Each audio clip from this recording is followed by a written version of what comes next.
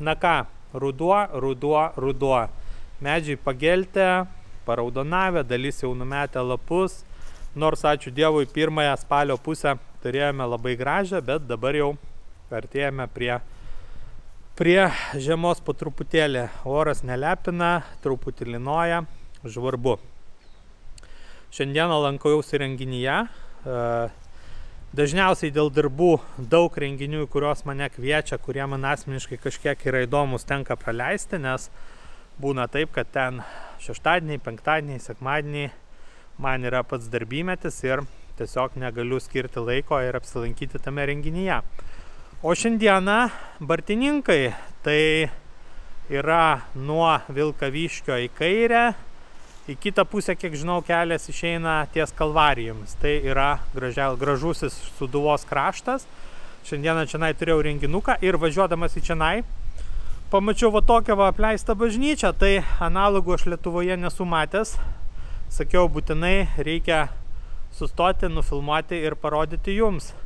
Tai dabar, jeigu galite įsivaizduoti, aš stoju praktiškai vietoje, kur buvęs altorius. Viskas, kaip matote, yra iškuopta, žolytė.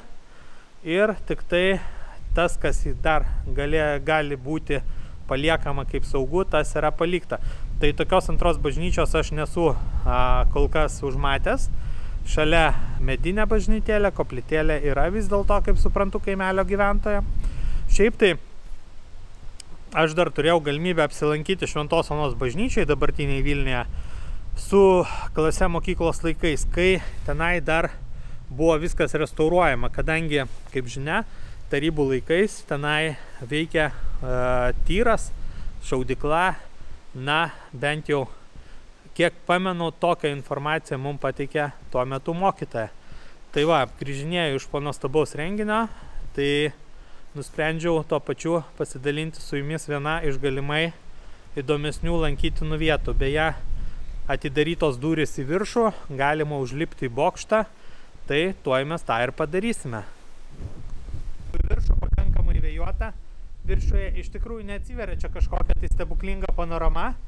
Apaugę medžiais iš vienos, iš kitos pusės, gal į Vilkaviškio pusę, truputį už manęs matosi į tolį šiek tiek landšafto. Bet žinot, belipant ką pagalvojau, nes daug važinėjau po Lietuvą ir labai dažnai mane džiugina tokie dalykai, kai tu gali pasinaudoti nevaržomas tai kažkokiu tai lauko tualetu sutvarkytų, tai kaip ir čionai užlipti į tą bokštą ir niekas jau nebebijo, kad čia kažkas tai kažką tai padarys. Tai aš tikrai matau, kaip Lietuva vakarėja, europėja ir tas mane kiekvieną kartą labai džiugina ir nuteikia pozityviai.